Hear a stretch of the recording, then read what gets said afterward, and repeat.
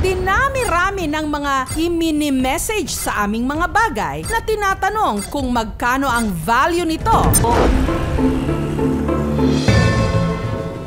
May isang umagaw ng aming atensyon, isang banga na nahukay raw sa Sindangan, Zamboanga del Norte. May taas itong 15 inches, lapad na 14 inches at bigat na 8 kilos. Ang banga, aksidenteng natamaan daw ng magsasakang si Roland habang nag-aararo siya taong 2018 sa kanilang maisan. Nung nag-hukay po ako ng sa bukid, meron po akong nahukay na matigas. Tapos yung nahukay ko, meron akong nakita. Una po, kinapaka pa ako muna. Pagkakita ko, banga pala. Tapos, yung nakuha ko na, medyo nahirapan ako sa paglilinis kasi medyo maputik siya. Ang ginawa ko, ginamitan ko siya ng brush para mawala yung mga nakapit na putik. Tapos naisip ko, siguro mabebenta ko ito ng mahal. Kasi pagkatapos ko siyang linisan, ang ganda na itsura niya. Tapos, sa loob ng banga, may buto. Naisip ko, buto siguro yung nasantol. Kaya tinapon ko na lang kasi hindi ko rin naman yung mapapakinabangan. Kung nalibing mangi yung banga na yun dito, naisip ko baka antik yun. Suspetsa nila, mga gamit ito ng kanilang mga ninuno sa paggawa ng pangasi o alak. Natatakot din ako maglagay ng alak doon sa banga. Baka kasi pag naginom kami magbabarkada, baka malasing agad sila. E buti sana kung bumibili sila. Yelo na nga lang ang bag, pahirapan pa. Tapos, ang lakas pa pamalutan ng mga walang iya. Kaya ang ginawa ko sa banga, iniligpit ko na lang at tinago ko na lang sa bahay namin. Umaasa ako na may halaga yung banga para makatulong din ako sa pamilya namin. Isinilid na lang nila ito sa sako at pinakatago-tago sa kanilang lumang kubo. Hanggang tumumal daw ang benta nila ngayong pandemya. Kinakapos na sa panggastos ang kanilang pamilya. Idagdag pang madalas daw sumusumpong ang ulcer ni Roland. Lalo ngayon, sumasakit lagi yung tiyan ko. Nakain ko siguro yung panis na beef steak na ulam namin kagabi. Hanggang nabalitaan ng kakilala nilang si JR ang nahukay nilang banga. Kinutuban si JR dahil sa disenyo nitong dragon. Ang bangang pinaka-iniingatan ni na Roland, posibleng isang antigong Chinese jar. Naisipan ko pong picturean yun. Kasi gusto ko pong matulungan si paring Roland. Kasi baka po antik yung nakuha niyang banga.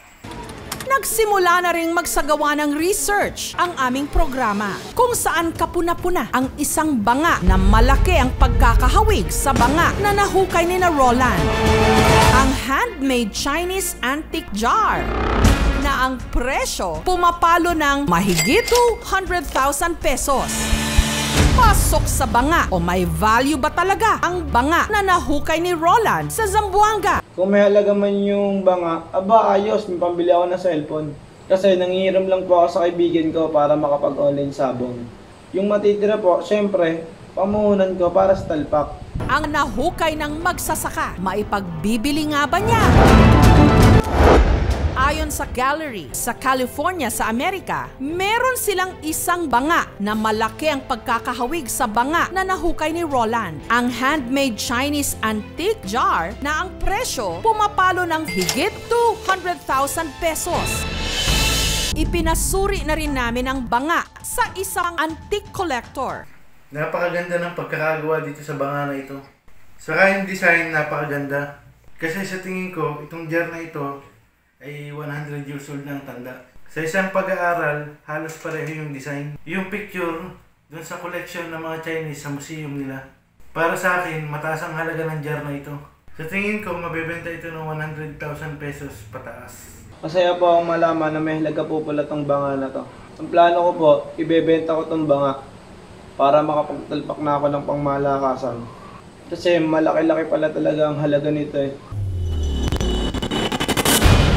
Kung sakaling maibibenta niya ito, malaking tulong na raw sa kanilang pamilya ngayong pandemya. Kaya, pasok pa rin sa banga.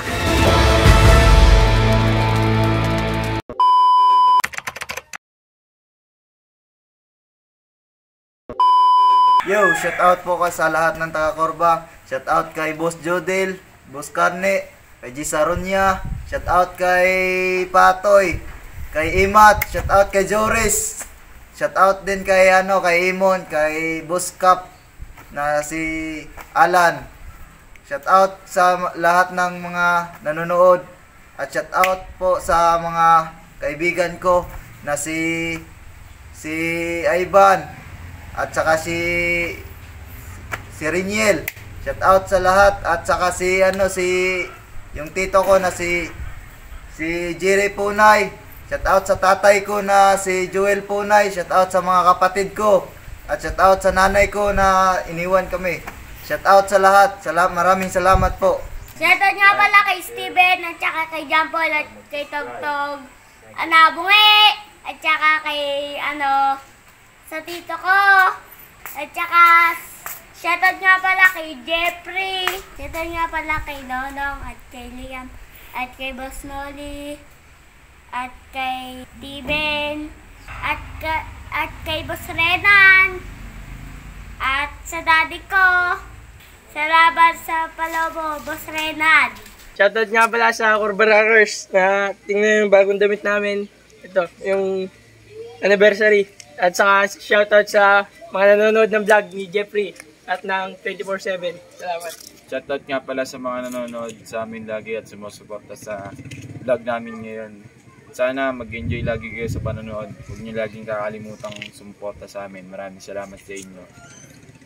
Laman po. Shoutout nga po pala kay Kuya Fredo na tulog sa kubo ngayon. Shoutout po kay Kap Alan. Shoutout po kay Ninong Tucci. Shoutout po kay Kim Arjona Misinas alias Lag M.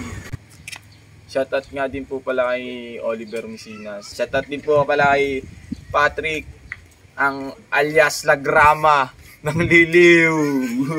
Huwag niyo makalimutan mag-like, mag-share, mag-subscribe at panoorin niyo muna yung anniversary namin sa Corba Rockers. Yan. Salamat po.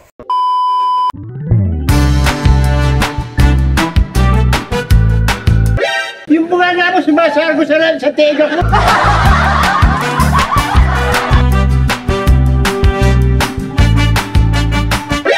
Parang hindi bagay ah.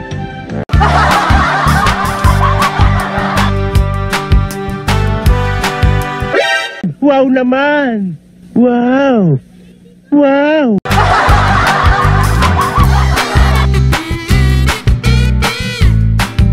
Sandali lang, walang hihinga!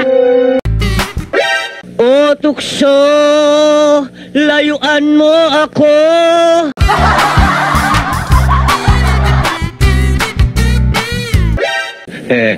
Galing ah!